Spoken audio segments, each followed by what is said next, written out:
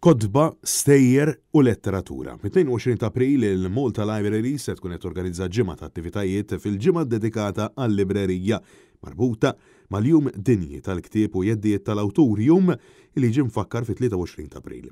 Net News tkellem mal-Manager Outreach tal-Malta Libraries Marja Muscat fejn saħqet li dawn l-attivitajiet tal-jiem li ġejjin mhux biss huma immirati għal dawk li jiffrekwentaw il-librerija iżda anke għal dawk li qed jitħajru jersqu lejn il-ktieb.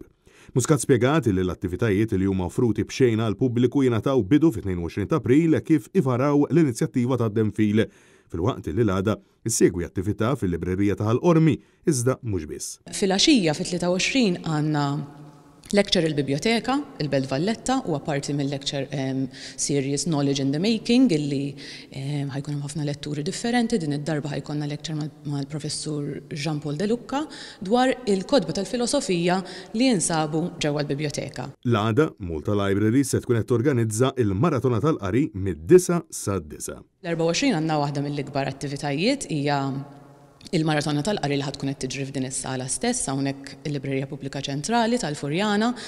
Din ħassir hija l-ewwel maratona tat-tip tagħha għaliex ħadkun maratona mid-9 ta' filgħodu sad-9 ta' filgħaxija.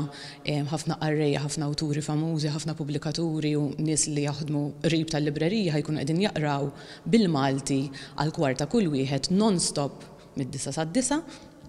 Aħna qegħdin inħeġġu lin-nies jiġu hawnhekk jkunu parti mill-udjenza, imma min ma jistax għal raġunijiet differenti jistgħu wkoll isegwi għax ħadkun qed tiġi streamed live fuq il-pjattaformi tagħna. Fil-waqt li se tkun qed issir ukoll kollaborazzjoni mal-Librerija tal-Università ta' Malta u fost oħrajn fil-25 ta' April fil-għaxija se jkun hemm lecture dwar kollezzjoni speċjali li hemm fih dan l-istess librerija. U mbagħad sessjoni interessanti ħafna is-Sibt filgħodu ser issir hawnhekk Belt is-Seb ma' nies librara min-naħa tal-Università wkoll li ser jgħallmuna kif insibu informazzjoni korretta online f'dinja diġitali li qed ngħixu fiha importanti li jkollna linji gwida ta' kif nistgħu nimxu. Intant Net News tkellem ukoll ma' Doreen Borg Zammit, deputat librara fih dan il-Malta Libraries illi fissret illi l-ktieb f'pajjiżna għadu mfittex kemm dak fiżiku u issa anke b'mod elettroniku bl-istatistika tixed dan b'630,000 kodba mislufin lill-pubbliku. Statistika li għadha mhix ippubblikata tal-2023